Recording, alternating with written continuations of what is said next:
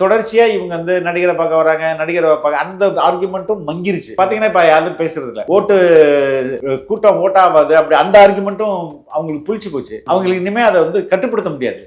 வெள்ளத்தை வந்து நீங்க ஒரு காட்டாட்டு வெள்ளம் வருதுன்னா தொடக்கத்துல வரும்போது வேணா நம்ம நினைக்கலாம் அணை போட்டு தடுத்துடலான்றான்னு. அதுக்கப்புறம் அது முடிச்சுட்டு வர்ற மரம் செடி எல்லாம் இருக்குல்ல, அதுவே இந்த உங்க அணையெல்லாம் அடிச்சு சுக்குநூறு ஆகிரும். அதுதான் இங்க இப்ப நடக்குது. இந்த கொங்குக்கு வந்து கிங்கா மாறி இருக்காரு. கொங்கின் தங்கம், அந்த அளவுக்கு மண்டலத்தின் தங்கங்களே அப்படின்னு பெரிய ஒரு வெல்கம் வந்து கிடைச்சிருக்கு. எப்படி பாக்குறீங்க? என் நெஞ்சில் குடியிருக்கும்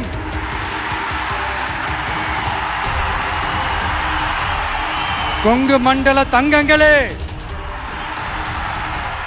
திமுக கோட்டையாவது கொங்கு மண்டலம் பாடுறா, செந்தில் பாலாஜியாவது யாராவதுன்னு கேட்கிற அளவுக்கு மக்கள் எழுச்சி இருக்கு. ஹைலைட் என்ன, இந்த விஜயை 100% நம்பலான்றார் மக்கள் முன்னாடி. இது முன்னாடி யாராவது சொல்லிருக்காங்களா? இந்த மாதிரி எல்லாரும் இந்த விஜய 100% நம்பலாம். திருப்பூரில் கேன்சல், எஸ்பி ரத்து செய்து விட்டார்னு சன் நியூஸ்ல போடுறாங்க. நீங்க ஆன் த வேல போயிட்டு இருக்கும்போது அப்ப இப்படி அவதூறு பரப்புறவங்க வேற என்ன பண்ணுவாங்க? 5 வருடங்கள் குறைந்தபட்சம் அரசுல நீங்க டெம்பரரியா வேலை செஞ்சீங்கன்னா எல்லாருக்கும் பர்மனன்ட். இது எவ்வளவு பெரிய அனௌன்ஸ்மெண்ட். உண்மையிலே அரசு 5 அல்லது அதற்கு மேற்பட்ட ஆண்டுகள் தொடர்ச்சியாக அரசு பணியை நிறைவு செய்துள்ள நமது டிவிக்கு அரசு பணி நிரந்தரம் செய்யும். பீக் ஹவர்ஸ்ல பவர்லூம் ஆப்ரேட் பண்ணா எனக்கு பீக் ஹவர் சார்ஜஸ் 25% அதிகம் போடுறோம். புரியுதுங்களா? இதை நான் சரி பண்ணோம்னா நைட்டு 10 மணிக்குல இருந்து காலையில 6 மணி வரையும் ஓடும். அப்படி ஓட்டணும்னா லேபர் டபுள் த கூலி. நைட் ஹவர்ஸ்ல உங்களுக்கு டபுள் த கூலி எப்போதுமே. இப்ப எப்படியுமே என்னால லாபத்துக்கு ஓட்டவே முடியாதுல்ல. அப்புறம் எதுக்கு நட்டத்துல ஓட்டிட்டு இருந்தோம்? மொத்தம் 3 லட்சம் பேர் க்ளோஸ் பண்ணி கொஞ்சம் கேன்சல் ஆச்சு. காரணம் என்னன்னா அதுக்கு அன்னைக்கு தான் வந்து ஜனநாயகன் படம் லீக் ஆகி அது மிகப்பெரிய பொருளாதார அட்டாக் சொல்லலாம். இமீடியட்டா ஒரு நாள் உட்காந்து சரி பண்ணணுமா இல்லையா, இல்ல அட்ரஸ் பண்ணணுமா இல்லையா? சரி பண்றது செகண்டரி. அந்த எப்ப இருங்க போலீஸ்ல கொடுத்துருவோம், என்ன செய்யறதுன்னு ஒரு நாள்னாச்சும் அதுக்கு ஸ்பெண்ட் பண்ணும்ல. இவனை பாட்டுக்கு அவதூற பரப்புறாங்களே, நம்ம என்ன சொல்றோம்? இந்த ப்ரொடியூசர் என்ன சொல்ல, சார் நீங்க அரசியல் கட்சி ஆரம்பிக்காம இருந்தீங்கன்னா எனக்கு இவ்வளவு பெரிய நட்டம் வந்துடும் அப்படின்னு கேட்பாரா இல்லையா? டிஸ்ட்ரிபியூட்டர்ஸ், ஓடிடி பிளாட்ஃபார்ம் எல்லாத்துலயும் பிசினஸ் பேசி வச்சிருப்பாங்களா? ரொம்ப அல்பத்தனமா இவங்க பேசிட்டு இருக்காங்களா? But see that was a cut, அதாவது இறுதியா போட்டு அடிக்கிறதுன்னு ஒரு லாஸ்ட் வெப்பன். அதான் வந்து ஜனநாயகன் லீக்கேஜ். கிட்டத்தட்ட 1500 கோடிக்கு மேல லாஸ் சொல்லுது. அது யார் மேல? ரவுடி கட்சி அப்படின்றது எவ்வளவு ஒழுக்கமற்றது அப்படின்றது இதுலயே தெரியுது. இப்போ வாக்காளர்களுக்கு டோக்கன் கொடுத்தாருன்னு வந்து டிடிவி சொல்லுவாங்க. இவங்க ஓப்பனா கொடுக்குறாங்களே கூப்பனு. தமிழக மக்களை வந்து முட்டாள்னு இவர்கள் தாவேகா கொடுக்குற எலெக்ஷன் ப்ராமிஸ் ஒன்னும் செயல்படுத்தக்கூடியதா இருக்குது, நல்லதா இருக்குது. அதை வந்து எடுத்துப்பாங்களா? 8000 ரூபாய் கூப்பனுக்கு ஆசைப்படுவாங்க. அது பயத்தோட விரக்தியின் உச்சத்துல இருக்காங்க திமுக. என்னடா பண்றதுன்னு அவங்களுக்கு தெரியல. அது ஆன்டி முஸ்லிம்னு பரப்புது, டிஎம்கே பரப்புது. அதுவும் குறிப்பா இயக்குனர் அமீர் சொல்றாரு. அவர் ஒரு இயக்குனர், அவர் முழு படத்தை பார்க்காம அதுவே அவங்களுக்கு எவ்வளவு பயத்தை ஏற்படுத்துதுன்னு தெரியுது இல்லையா? முதல் முறையாக நீங்க தமிழ்நாடு எலெக்ஷன்ல இந்த முறை பாத்தீங்கன்னா புர்கா போட்டு மேல தாவேகா துண்டை போட்டு இஸ்லாமிய பெண்கள் வந்து வாக்கு சேகரிக்காங்க போல. திருச்சியில, மற்ற இடங்கள்ல, சென்னையில எல்லாம். இதுக்கு முன்பு அப்படி ஒரு நிகழ்வு நடந்ததே இல்லையா?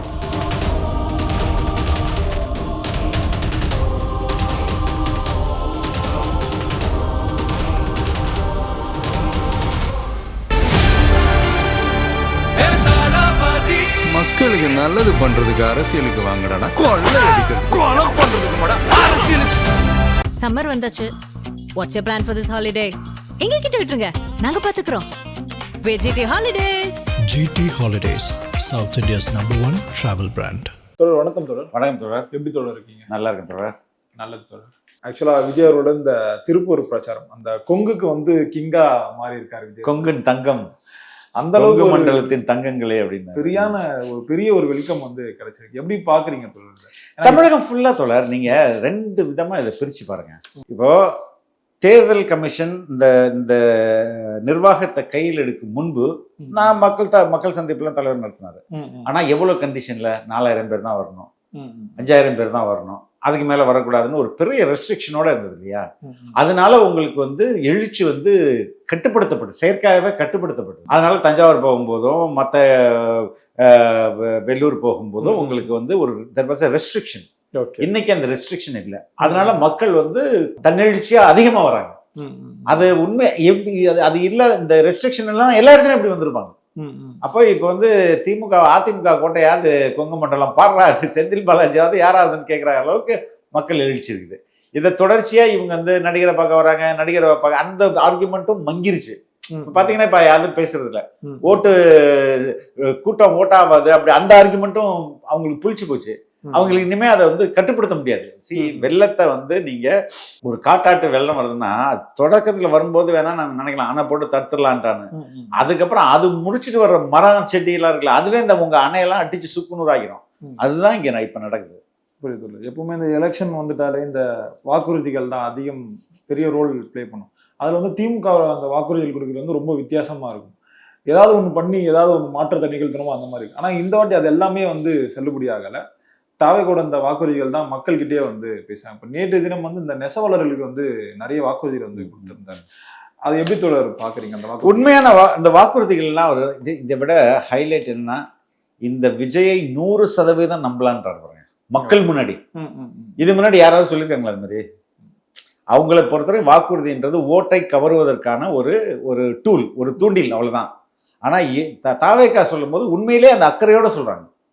அந்த அக்கறையோட சொல்லி அந்த மக்கள்கிட்ட வந்து நான் 100% நம்பலாம் அப்படின்றாங்க. இந்த ப்ராமிஸ் இருக்குல்ல, இந்த ப்ராமிஸ் தான் ரொம்ப முக்கியம்னு சொல்றேன். புரியுது. பல்வேறு வாக்குறுதிகள் ஒண்ணுமே நம்ம வந்து பாராட்டத்தக்க வாக்குறுதிகள் தான். குறிப்பா ஒரு காமர்ஸ் போர்ட்டல் ஆரம்பிப்போம் அப்படின்றாங்க. இன்னைக்கு வந்து காமர்ஸ்ல தான் எல்லாமே இருக்கு. ஆனா இந்த கவர்மெண்ட் அதுக்கான எந்த எஃபர்ட்டும் எடுக்கல. அதே மாதிரி சப்சிடிஸ், பவர் லூமுக்கு, அது ரொம்ப முக்கியமான இந்த பீக் ஹவர்ஸை காலி பண்ணுவோன்றார். கடந்த 4 ஆண்டுகள்ல மட்டும் கோயம்புத்தூர் ரீஜன்ல கிட்டத்தட்ட 3 லட்சம் பவர் லூம்ஸ் வந்து மூடிருக்காங்க. மூடி இருக்கிறதுக்கு காரணம் என்னன்னா, இவங்களுடைய பவர் டேரிஃப் தான் சொல்ல. நீங்க வந்து நினைச்சு பாருங்க, ஒரு எம்ப்ளாயி எத்தனை மணிக்கு வேலைக்கு நார்மலா வருவாங்க? ஒரு 9 to 10. எத்தனை மணிக்கு வீட்டுக்கு போவாங்க? ஒரு 6ல இருந்து 7. இதுதானே எல்லா ஊர்லயும் நடக்குது. இதுக்கு பேர் தானே பீக் ஹவர்ஸ். இந்த பீக் ஹவர்ஸ்ல பவர் லூம் ஆப்ரேட் பண்ணா எனக்கு பீக் ஹவர் சார்ஜஸ்ன்னு 25% அதிகம் போடுறான். புரியுதுங்களா? இதை நான் சரி பண்ணோம்னா நைட்டு 10 மணிக்குலேருந்து காலையில் 6 மணி வரையும் ஓட்டும். அப்படி ஓட்டினோம்னா ஏன்னா லேபர் டபுள் தான் கொடுக்கணும். நைட் ஹவர்ஸ்ல உங்களுக்கு டபுள் தான் கூலி எப்போதுமே. இப்போ பகல்ல ஓட்டினா இந்த கூலி, இந்த உங்களுடைய பீக் ஹவர் சார்ஜஸ். நைட்ல ஓட்டினோம்னா உங்களுக்கு வந்து லேபருக்கு அதிக காசு. இப்ப எப்படியுமே என்னால லாபத்துக்கு ஓட்டவே முடியாதுல்ல. அப்புறம் எதுக்கு நட்டத்துல ஓட்டிட்டு மொத்தம் 3 லட்சம் பேர் க்ளோஸ் பண்ணிருக்காங்க. இது பீக் ஹவர் சார்ஜை வந்து இந்தியாவில் எங்கேயுமே இல்லை, தமிழ்நாட்டில் தான் இருக்கிறதுலே. அதாவது கமர்ஷியல் யூசேஜில் யூனிட்டுக்கு 9 ரூபாய் 50 காசு. அதே கர்நாடகாவில் 7 ரூபாய். ஓகே, 7 ரூபாய். அதுவும் ஹெச்டி கரண்ட்னா இன்னும் கம்மியாகுதுன்னு நினைக்கிறேன். குஜராத்தில் நீங்க நான் பீக் ஹவர்ஸ்ல ஓட்டுனீங்கன்னா உங்களுக்கு காசு எக்ஸ்ட்ரா தரான். ஒரு 10 பைசா கம்மி பண்றான், யூனிட்ல கம்மி பண்றான். அப்போ இங்க இந்த பீக் ஹவர்ஸ் சார்ஜ் எதுக்கு போடுறாங்க? இவங்க அடிக்கிற கொள்ளை இருக்குல்ல, டான்ஜெட் கொள்ளை, இவங்க அடிக்கிற கொள்ளையை சரி பண்றதுக்காக மக்கள் மேலே ஏத்துறாங்க. அப்போ இந்த மொத்த எம்எஸ்எம்இ வந்து பெரிய அஃபெக்ட் ஆகுது, க்ளோஸ் பண்ணிட்டு போறாங்க. அதை சரி பண்றது தான் பீக் ஹவர்ஸை காலி பண்ணுவோன்றார்ல. இது மட்டுமே போதும் அந்த மக்களுக்கு. மற்றதெல்லாமே பெரிய ப்ராமிசஸ். கண்டிப்பா அதை நமக்கு வந்து அதை இப்போ 50% 30% கேபிட்டல் இன்வெஸ்ட்மெண்ட். அதே மாதிரி உங்களுடைய ப்ரொடக்ஷன் காஸ்ட்டை குறைக்கிறதுக்கு 50% வந்து இதுவே நிறைய எக்கச்சக்கமாக சொல்லியிருக்காங்க. இந்த பீக் ஹவர்ஸே பெரிய ஒரு விஷயம் சொல்றாரு. அதை சரி பண்ணாலே போதும். அந்த அளவுக்கு அந்த மக்கள் வந்து உண்மையிலே கோயம்புத்தூர்ல அந்த கோயம்புத்தூர் ரீஜன்ல, கொங்கு ரீஜன்ல அந்த இழந்த தொழில்கள் எல்லாம் மீண்டும் உற்பத்தி ஆகிறதுக்கு, மீண்டும் தொடங்குவதற்கு மிகப்பெரிய வாய்ப்பா இருக்கும். அதே மாதிரி கவர்மெண்ட் சார்பா வந்து இந்த ஷோரூம்ஸ் வந்து ஓபன் பண்ணணும் சொல்றாரு. அதன் மூலமா நிறைய பேருக்கு வந்து இந்த வேலை வாய்ப்புகள். அப்ப ஒரு பிராண்ட் கிரியேட் பண்ணுவோம்ன்றாங்க. ஒரு பிராண்ட் கிரியேட் பண்ணி காமர்ஸ் மூலமா வெளிநாடுகளுக்கெல்லாம் வந்து எங்க யார் வேணாலும் இந்தியா ஃபுல்லா வாங்கலாமே. அது மாதிரி எந்த எஃபர்ட்டும் இங்க எடுக்கலையே. கோப்டெக்ஸ்னு ஒன்று இருக்குது, அதை நலிவடைந்த சிக் கம்பெனியா மாத்தி வச்சிருக்காங்க. ஐ திங்க் கோப்டெக்ஸ் வந்து நம்ம சகாயம் ஐஏஎஸ் இருக்கும்போது தான் அது லாபகரமா மாத்தினாரு. எல்லாத்தையுமே லாபகரமா பண்ண முடியும் தொடர். ஆனா அங்க உள்ள ஆட்களுக்கு அந்த மனநிலை இருக்கா அப்படின்னு பார்த்தா அவங்க எப்போதுமே வேலை செய்யறதுக்கு சோம்பேறித்தனம் போடுவாங்க. மேல உள்ளவங்க சரியா இருந்தான்னு வைங்களேன், எல்லா வேலையும் சரியா நடக்கும். அதாவது அதோடைய ஒரு உதாரணம் தான் இது. இப்போ அதிமுக திமுக பண்ணாத முடியாதது வந்து தாவேகா பண்ண முடியும் நினைக்கலாமா? உறுதியா பண்ண முடியும் தொடர். நீங்க ஃபார் எக்ஸாம்பிள் தலைவர் வந்து ஓல்டு பென்ஷன் ஸ்கீம் வந்து கொண்டு வரதுக்கு முயற்சி பண்ணாரு. இது எல்லாருக்கும் ரொம்ப ஆச்சரியமா இருக்கும். என்ன டிஎம்கேல முடியல, ஏடிஎம்கேல. தமிழ்நாடு இந்தியாவில் 5 ஸ்டேட்டு, பஞ்சாப், ஜார்க்கண்ட், அதுக்கப்புறம் இது மாதிரி ஒரு 3 ஸ்டேட்டு ஏற்கனவே அந்த புதிய பென்ஷன்ல இருந்துட்டு இது வேலைக்கு ஆகாதுன்னு பழைய பென்ஷன் போயிருக்கிறாங்க. அப்போ மற்ற ஸ்டேட்ல இது முடியுதுன்னா நம்ம ஸ்டேட்ல முடிய தானே செய்யணும். புரியுதுங்களா? ஆனா இவங்களுக்கு அந்த மனசு இல்லை. அகெயின் பாத்தீங்கன்னா அதுல ஏதாவது ஒரு ஃபினான்ஷியலா ஒரு ஒரு ஒரு ஒரு கெயின் உங்களுக்கு இருக்கும். எப்படி கெயின்னா ரொம்ப சிம்பிள் தோல. நீங்க காசெல்லாம் கொள்ளையடிச்சிட்டீங்கன்னா நீங்க வந்து எப்படி இதை நிறைவேற்றுவீங்க? முடியாது இல்ல. அங்கே எல்லாமே பாயிலிங் டவுன் டு கரப்ஷன் தான் வந்து நிற்கும். அதே மாதிரி இந்த ப்ரொமோஷன் ஒர்க்குங்கெல்லாம் நாங்கள் வந்து காசு வாங்க மாட்டோம். யாராவது வந்து இந்த இங்க வந்து டீச்சர்ஸ் டிரான்ஸ்ஃபர்னு இருக்குங்க. அதுக்கு வந்து ஒரு போர்ட்டல் இருக்கு. எல்லாம் இப்போ மியூச்சுவலா இப்போ டிரான்ஸ்ஃபர்ன்றது எல்லாருமே ஒரு இடத்துக்கு போக. இப்போ சென்னைக்கு 10 பேர் வரணும்னு நினைச்சாங்கன்னா சென்னை விட்டு 20 பேர் வெளில போகணும்னு நினைப்பான். புரியுதுங்களா? இப்போ இந்த கல்வி மாவட்டத்திலேருந்து இன்னொரு கல்வி மாவட்டத்துக்கு போறதுக்கு ஆட்கள் இருப்பாங்க. இந்த அதே கல்வி மாவட்டத்திலேருந்து பக்கத்துல போறதுக்கு ஆள் இருப்பாங்க. இதுக்கெல்லாம் என்ன இருக்கு? போர்ட்டல் இருக்கு. அதுல நீங்க அப்ளை பண்ணலாம். அதுல டிரான்ஸ்பரன்சி இருக்குது. இது பேரளவில் இருக்குது. இந்த வாத்தியார் இங்க போகணும்னு ஆசைப்படுறாரு. அப்ப அந்த அந்த அந்த இடத்துல ஒரு வேகன்சி இருக்கு. அங்கேருந்து இன்னொரு வாத்தியார் இங்க வரணும்னு ஆசைப்படுறாரு. இந்த இடத்துல ஒரு வேகன்சி இருக்கு. ஈஸியா மாத்திருக்கலாம். இதுக்கெல்லாம் வழிமுறைகள். ஆனா இங்க வந்து மினிஸ்டர் லிஸ்ட்னு ஒன்று இருக்கு. என்ன லிஸ்ட்? Ministers list.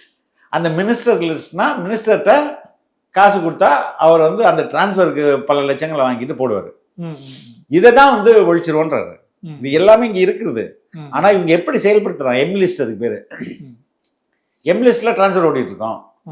அதே மாதிரி எல்லா டிபார்ட்மெண்ட்டுக்கும் 1 கோடி கொடுத்துருக்காங்க சார். 1 கோடியிலேருந்து 3 கோடி வரையும். எதுக்கு?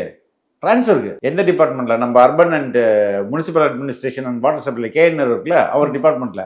அப்போ ஒரு டிரான்ஸ்ஃபருக்கு அவன் 3 கோடி கொடுக்குறான்னா அவன் 3 கோடி கொடுத்துட்டு அங்க போய் எத்தனை கோடி சம்பாதிப்பான்? புரியுதுங்களா?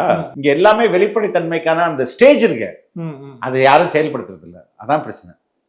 அதே மாதிரி இந்த டீச்சர்ஸ் அப்புறம் நர்ஸ் அவங்களுக்குலாம் அந்த ஜாப் வந்து அதாவது 5 வருடங்கள் குறைந்தபட்சம் அரசுல நீங்க டெம்பரரியா வேலை செஞ்சீங்கன்னா எல்லாருக்கும் பர்மனெண்ட். இது எவ்வளவு பெரிய அனௌன்ஸ்மெண்ட். உண்மையிலே அரசு தொடர் நீங்க அரசு ஊழியர்கள் ரொம்ப முக்கியமானது. ஏன்னா நீங்க அரசு ஊழியர்களுக்கு இந்த சம்பளம் ஃபிக்ஸ் பண்ணும்போது தான் அதுலேருந்து ஒரு 50% கம்மி பண்ணி பிரைவேட் செக்டார் பண்ணுவோம். புரியுதுங்களா? அரசு ஊழியர்களுக்கு நீங்க நல்ல பென்ஷன் கொடுக்கும் போது தான் அதுலேருந்து ஒரு 50% பிரைவேட் செக்டாருக்கு வரும். அரசே எல்லாத்தையும் கான்ட்ராக்ட் பண்ணிச்சுங்களேன், இவன் என்ன பண்ணுவான்? இன்னும் வந்து சுரண்ட தான் செய்வாங்க. அப்ப அரசு வந்து ஒரு முன்மாதிரியான எம்ப்ளாயர். அந்த முன்மாதிரியான எம்ப்ளாயர் வந்து எப்படி நடந்துக்கிறானோ அதுக்கேற்ற மாதிரி தான் அடுத்தடுத்த எம்ப்ளாயர். அதுவும் அரசு ஒரு முதலாளி தான். அது ஒரு முன்மாதிரியான முதலாளியே இருக்கும். அந்த முன்மாதிரியான முதலாளியே எல்லா கான்ட்ராக்ட் ஸ்டாஃப், டெம்பரரி ஸ்டாஃப் வச்சு சுரண்டான்னு வைங்களேன், கீழே இருக்கவங்களாம் என்ன பண்ணுவாங்க? அதே தானே பண்ணுவாங்க. அந்த அடிப்படையில் நான் சொல்றேன், அரசு ஒரு முன்மாதிரியான முதலாளியா இருக்கும். அதை தான் வந்து தலைவர் வந்து உறுதிப்படுத்துறாரு. அதே மாதிரி காவலர்களுக்கும் நிறைய வாக்குறுதி வந்து கொடுத்திருந்தாரு. இப்போ 18,000 சம்பளம் வாங்கிட்டு இருக்கிறவங்களாம் 25,000 சம்பளமா இந்த பேசிக் சேலரியா வந்து இருக்கும் வந்து சொல்றாரு. அதே மாதிரி இந்த வாரத்தில் 1 நாள் விடுமுறையை வந்து சொல்றாரு. இந்த மன உளைச்சல் இருக்க காவலர்களுக்கு வந்து மாதம் 1000 ரூபாய் படின்னு சொல்றாரு. ஆக்சுவலா அது மட்டும் இல்லாம இந்த காவலர் குடும்பங்களுக்கு வந்து இந்த 10 லட்சம் ரூபாயில வந்து இந்த காப்பீட்டு உரிமம் இருக்குன்னு சொல்றாரு. பெரிய ஒரு ஸ்கீமா இருக்கு. இங்க ஹைலி ஸ்ட்ரெஸ்ஃபுல் ஜாப்னா காவல்துறை. எனக்கு காரணம் என்னன்னா, சரி எல்லா அரசுகளும் அவங்களை என்ன நினைக்குது? அவனுக்கு எதுக்கு சம்பளம்? அவன் தான் லஞ்சம் வாங்கினான்ல, அவனுக்கு எதுக்கு சம்பளம்? லஞ்சம். இது வந்து attitude towards police and towards government employees. அவன் தான் லஞ்சம் வாங்கி லட்சமா சம்பாதிக்கிறான்னா அவனுக்கு எதுக்கு வந்து நம்ம சம்பளம் ஜாஸ்தி கொடுக்கணும் இப்படின்றது ஆட்டிடியூடு. ஆனா எல்லா காவலர்களும் லஞ்சம் வாங்குறது இல்லை. அதுக்காக லஞ்சமே வாங்கணும்னு சொல்ல, லஞ்சம் வாங்குறவங்களும் இருக்காங்க. அவங்களுடைய அடிப்படை 2 விஷயம் தானே சொல்றாரு உங்களுக்கு. எல்லா காவலர்களுக்கும் குறிப்பா காவல்துறை அதிகாரிகள்லாம் வந்து பெரிய அளவில் லஞ்சம் வாங்கிட்டு பெரிய அளவில் ஸ்ட்ரெஸ் ஃப்ரீயா அதை குடும்பத்தோட நல்லா சொல்ல போறாங்க. ஏன்னா அடிமட்டத்தில் இருக்கிற காவல்துறையினர் குடும்பத்தை பார்க்கறதே ரொம்ப ரொம்ப ரேரா இருக்கும். நைட்டு 10 மணிக்கு போவாங்க, போயிட்டுனா 11 மணிக்கு போவாங்க, குளிச்சுட்டு காலையில் 6 மணிக்கெல்லாம் வந்துருவாங்க ரோல் காலுக்கு. அப்போ அவனுக்கு ஸ்ட்ரெஸ் அதிகமாயிட்டே இருக்குது. அதனால சம்பளமும் கம்மி. அப்போ உனக்கு அதை சரி பண்றதுக்கு அவ்வளோ உடல் உழைப்பு, மன உளைச்சல் இதெல்லாம் பண்ணும்போது லஞ்சம் வேற வழி இல்லாமல் லஞ்சம் வாங்குறாங்க. ரைட்டுங்களா? இப்போ இதை சரி பண்ணிட்டு அவர்களுக்கும் குடும்பத்தோடு டைம் ஸ்பெண்ட் பண்றதுக்கு அவர்களுக்கும் நல்ல சம்பளம் கொடுத்தா எதுக்கு லஞ்சம் வாங்க போறாங்க? புரியுதா? அதனால அந்த விதத்தில் இது வந்து ஒரு மிகப்பெரிய என்ன சொல்றது, ஒரு ரிஃபார்ம் தான் நான் சொல்ல முடியும். அரசு தேர்தல் வாக்குறுதிகள்னு சொல்லாம ஒரு பெரிய ரிஃபார்ம் அப்படின்னு தான் சொல்ல முடியும். இதுக்கப்புறம் வந்து அந்த புக்கா வந்து ரிலீஸ் பண்றதா நாளைக்கு இல்லையா வந்துடும். இது ஒரு பக்கம் இருந்தாலும் விஜய் அவர்களுக்கு வந்து இந்த எலெக்ஷன் கேம்பெயினிங் எலெக்ஷனுக்கு முன்னாடி வந்து இந்த பர்மிஷன் வந்து கொடுக்கல, எலெக்ஷன் கமிஷன் டேக் ஓவர் பண்ணதுக்கு முன்னாடி. இப்போ எலெக்ஷன் கமிஷன் டேக் ஓவர் பண்ணதுக்கு அப்புறம் பர்மிஷன் கொடுத்தாலும் இவங்க வந்து போக மாட்டாங்க. எங்க தோழர் போக மாட்டாங்க அப்படின்ற மாதிரி இந்த விமர்சனங்கள் அவங்க அப்படிதான் தோழர். நீங்க நல்லா பாருங்க, திருநெல்வேலி, அதுக்கு அடுத்தது காரைக்குடி, அதற்கு அடுத்தது கன்னியாகுமரி, அதுக்கு அடுத்தது நேத்து திருப்பூர், இன்னைக்கு வந்து சென்னை. ஒரு நாள் கேப். ஏன்னா அந்த டிராவல் நீங்க பாத்தீங்கன்னா அவ்வளவு தூரம். கன்னியாகுமரி போயிட்டு வந்துட்டு காலையில கிளம்பணும்ல, காலையில கிளம்பி ஃபுல்லா டூர் பண்ணி நைட்டு வந்து சேரணும். அடுத்த நாள் ஒரு சின்ன பிரேக். அதுக்கு அடுத்தது இங்க இருந்து அவ்வளவு தூரம் திருப்பூர், அதுக்கு அடுத்து அது மாதிரி ஒவ்வொரு காரைக்குடி ஒவ்வொரு டிஸ்டன்ஸா போயிட்டு வர்றாருல. ஒரு நாள் மட்டும் ஒரே ஒரு பிளான் மட்டும் புதுக்கோட்டை ஒரு ஊர் மட்டும் கொஞ்சம் கேன்சல் ஆச்சு. காரணம் என்னன்னா அதுக்கு அன்னைக்கு தான் வந்து ஜனநாயகன் படம் லீக் ஆச்சு. அது மிகப்பெரிய பொருளாதார அட்டாக் சொல்லாது. உங்களுக்கு எல்லாருமே படம் இவங்களே லீக் பண்ணிக்கிட்டாங்கன்னு ரொம்ப ரொம்ப அல்பத்தனமா இவங்க பேசிட்டு இருக்காங்கல்ல. பட் சி தட் வாஸ் அதாவது இறுதியா போட்டு அடிக்கிறதுன்னு ஒரு லாஸ்ட் வெப்பன். அதான் வந்து ஜனநாயகன் லீக்கேஜ். கிட்டத்தட்ட 1500 கோடிக்கு மேல லாஸ் சொல்லுது. அது யார் மேல விடும்? இந்த ப்ரொடியூசர் என்ன சொல்ல, சார் நீங்க அரசியல் கட்சி ஆரம்பிக்காம இருந்தீங்கன்னா எனக்கு இவ்வளவு பெரிய நட்டம் வந்துருக்குமா அப்படின்னு கேட்பாரா இல்லையா? டிஸ்ட்ரிபியூட்டர்ஸ், ஓடிடி பிளாட்ஃபார்ம் எல்லாத்துலயும் பிசினஸ் பேசி வச்சிருப்பாங்களா? அப்ப எல்லாமே இவன் என்ன இப்போ முன்னாடி பேசின அதே ரேட்டுக்கு வாங்குவாங்களா? இப்போ அந்த படத்தை தியேட்டர் வாங்குவானா? எவ்வளவு பெரிய பினான்சியல் அட்டாக். இதை இம்மீடியட்டா ஒரு நாள் உட்காந்து சரி பண்ணணுமா இல்லையா? அட்லீஸ்ட் அட்ரஸ் பண்ணணுமா இல்லையா? சரி பண்றது செகண்டரி. அந்த எப்பா இருங்க போலீஸ்ல கொடுத்துருவோம், என்ன செய்யறதுன்னு ஒரு நாள்னாச்சும் அதுக்கு ஸ்பெண்ட் பண்ணணும்ல. அந்த ஒரு நாளுக்காக தான் மற்ற இடத்துக்கு ஒரு கேம்பெயின் மட்டும் மிஸ் ஆச்சு. அதுக்கு இவங்க வட்டிச்சு அது ஒரு மிஸ் ஆனதை விட்டு இவங்க பாட்டுக்கு அவதூற பரப்புறாங்களே. நம்ம என்ன சொல்றது, நேத்து திருப்பூரில் கேன்சலு, எஸ்பி ரத்து செய்து விட்டாருன்னு சன் நியூஸ்ல போடுறாங்க. நீங்க ஆன் த வேல போயிட்டு இருக்கும்போதே. அப்ப இப்படி அவதூறு பரப்புறவங்க வேற என்ன பண்ணுவாங்க? ஆனா இப்ப வரைக்கும் விஜய் வந்து ஜனநாயகம் குறித்து எதுவும் பேசாம அமைதியா கடந்து போறாரு. ஏற்கனவே அந்த அந்த படத்துக்கு யார் அழுத்தம் தர்றாங்கன்றத ஓப்பனாவே சொன்னாரு. உங்களுக்கு நல்லா தெரியும். எங்க தலைவர் பற்றி இண்டிவிஜுவல் பேரை சொல்ல மாட்டாரு. கே நேருன்னு அவர் சொல்ல மாட்டாரு. ஆனா அங்க என்ன நடந்தது ஒரு அமைச்சர்ன்றாரு. அதே மாதிரிதான் அங்கேயும் சொல்றாரு. அது யாருன்றது எல்லாருக்குமே தெரியும். ஆனா இப்போ யாரு வந்து லீக் பண்றாங்க நம்ம எப்படி சொல்ல முடியும்? நம்மளால எப்படி சொல்ல முடியும்? லீக் பண்றத போலீஸ்ல வந்து கம்ப்ளைண்ட் கொடுத்துருக்காங்க, தேடிட்டு இருக்காங்க. ஒருத்தரை வந்து ஒரு குறிப்பிட்ட ஆட்களை கைது பண்ணியிருக்காங்க. அதுவும் கேபிள் டிவியில் ஒளிபரப்பணும் தான் கைது பண்ணியிருக்காங்க. மற்ற ஆட்கள் எல்லாம் தேடிட்டு இருக்காங்க. பார்ப்போம் என்ன வருதுன்றது பார்ப்போம். இப்போ இந்த எலெக்ஷனுக்கு இன்னும் 9 நாட்கள் தான் இருக்கு. இப்போ அதிமுக தரப்புல இருந்து அவங்க அந்த மோஸ்ட் பயங்கரமான அந்த பிரச்சாரத்தை வந்து பண்ணிட்டு இருக்காங்க. திமுக சார்பா வந்து இந்த கூப்பன் கொடுக்குற வேலையை வந்து ஆரம்பிச்சிட்டாங்க. கூப்பன் கொடுக்குறேன்னு சொல்லிட்டு நிறைய பேர் இறக்குறது நம்மளால பார்க்க முடியும். சின்ன வாக்குவாதங்க. அதே மாதிரி எப்படி அவங்க கொடுக்க முடியும்? இப்போ கூப்பன் கொடுத்துட்டு இருக்காங்க. அது தப்பு இல்ல. தேர்தல் விதிமுறைகளுக்கு எதிரானது தவிர. இப்போ அதே மாதிரி ஒரு பெண் வீட்டுல வந்து திமுகவோட அந்த இது வரையறதுக்கு சொல்லியிருக்காங்க. அந்த சின்னமோ இல்ல பேரோ அது வேண்டாம்னு சொன்னதுக்கு அந்த பெண்ணை வந்து தாக்கியிருக்காங்க. எலெக்ஷன் கமிஷன் டேக் ஓவர் பண்ணதுக்கு அப்புறமும் இந்த மாதிரி இது வந்து எவ்வளவு பெரிய ரவுடி கட்சி அப்படின்றது, எவ்வளவு ஒழுக்கமற்றது அப்படின்றது இதுலயே தெரியுது. இப்போ வாக்காளர்களுக்கு டோக்கன் கொடுத்தாருன்னு வந்து டிடிவி சொல்லுவாங்க. இவங்க ஓப்பனா கொடுக்குறாங்களே கூப்பனை. தமிழக மக்களை வந்து முட்டாள்னு நினைச்சிட்டு பண்றதுதான் இந்த முட்டாள்தனமான செயல். அவங்க எப்படி தோழர் இவ்வளோ ஒரு புது எழுச்சி இருக்குது. இவர்கள் தாவேகா கொடுக்குற எலெக்ஷன் ப்ராமிஸ் ஒன்றும் செயல்படுத்தக்கூடியதா இருக்குது, நல்லதா இருக்குது. அதை வந்து எடுத்துப்பாங்களா? 8000 ரூபாய் கூப்பனுக்கு ஆசைப்படுவாங்களா? சரிங்களா? அது பயத்தோடைய என்னது விரக்தியின் உச்சத்துல இருக்காங்க திமுக. என்னடா பண்றதுன்னு அவங்களுக்கு தெரியல. அதுதான் உண்மை. இப்போ நிறைய இந்த சர்வேஸ் வந்து ரிலீஸ் ஆகிட்டே இருக்கு. இப்போ சமீபத்தில் ரிலீஸ் ஆனாலும் தாவேகா வந்து ஒரு தொகுதியில தான் ஜெயிக்கும் அப்படின்ற மாதிரி தான் சொல்லிட்டு இருக்காங்க. யார் சொல்றது? அது எந்த சர்வே கம்பெனி? அது கியூ மீடியா சம்திங். ஓகே, விதவிதமா வருவாங்க. ஓகே, இப்போ அவங்க சொல்லியிருந்தாங்க அதிமுக வந்து அதிக இடங்களை ஜெயிக்கிறாங்க, 2ஆம் இடத்துல வந்து திமுக இருக்கு அப்படின்ற மாதிரி வந்து சொல்றாங்க. அதே சர்வே தானா இல்ல வேற சர்வே? அதே சர்வேல சொல்றேன். இதுல வந்து நான் தொடக்கத்துலேருந்து சொல்றேன், சர்வே என்பது ஒரு சயின்ஸ். அந்த சயின்ஸோடைய பேசிக் ஃபண்டமெண்டலே என்னன்னா, நீங்க சயின்ஸோடைய கோர் தியரியை நீங்க ஆய்வு ஒன்று பண்ணீங்கன்னா அந்த ஆய்வுகள் ஒரே முடிவை கொடுக்கணும். அதான் சயின்ஸ். 100 டிகிரி வெப்பத்துல தண்ணீர் வந்து ஆவியாகும் அப்படின்றது சயின்ஸ். கரெக்டா? அது உங்க கிச்சன்ல வந்து பண்ணாலும் 100 டிகிரில ஆவியாகணும், அமெரிக்காவில் பண்ணாலும் 100 டிகிரில ஆவியாகணும், வெளியில வச்சு பண்ணாலும் ஆவியாகணும், உள்ள வச்சு பண்ணாலும் ஆவியாகணும், நைட்ல பண்ணாலும் ஆவியாகணும், பகல்ல பண்ணாலும். இதுதான் சயின்ஸ். சயின்ஸ் என்பது ஒரே மாதிரியான ரிசல்ட்டை எப்ப நீங்க வந்து டெஸ்ட் பண்ணாலும் அது நடக்கணும். இதுதான் சயின்ஸ். இதை மாறி போகும்போது எல்லாமே சூடு சயின்ஸ். சரிங்களா? அப்ப தேர்தல் ஆய்வு இல்லைன்னா கள ஆய்வு என்பது ஒரு அறிவியல் என்றால் அது யாரு பண்ணாலும் ஒரே ரிசல்ட்டை தான் கொடுக்கணும். இல்லைன்னா பண்றவன் தப்புன்னு அர்த்தம். அப்ப இங்க ஒரே ரிசல்ட்டை கொடுக்கலையே, ஒண்ணு ஒவ்வொரு விதமா கொடுத்துட்டு இருக்குல்ல. ஆனா உண்மையான தேர்தல் ஆய்வு திமுகவும் பண்ணிருக்கு. அவங்களுக்கே தெரியும், அவங்களோட இன்டர்னல். இப்ப நம்ம திமுக தோழர்கள் இந்த நேர்காணல் பார்க்க தானே செய்வாங்க. அவங்களுக்கு தெரியும் அந்த ஆய்வு என்ன சொல்லுது. அதனால இவங்க எவ்வளோ மன உளைச்சலுக்கு ஆளாயிருக்கிறாங்க, என்ன பண்றதுன்னு தெரியாம எவ்வளவு பதறாங்க. இதுக்கிடையில தேர்தல் வாக்குறுதிகள் வேற தாவைக்காட்டுன்னு வந்துகிட்டே இருக்குது. இது இன்னும் வந்து அவங்களை இன்னும் மன உளைச்சலுக்கு ஆளாக்கும். DMK they had done internal survey where they shocked. ரொம்ப ஆச்சரியம் அவங்களை பார்த்துட்டு, அதிர்ச்சி, ஆச்சரியம் அதிர்ச்சி, பேரிடி அவங்களுடைய சர்வே. அதனால அவங்களுக்கு தெரியும் கள நிலவரம் என்னன்ட்டு.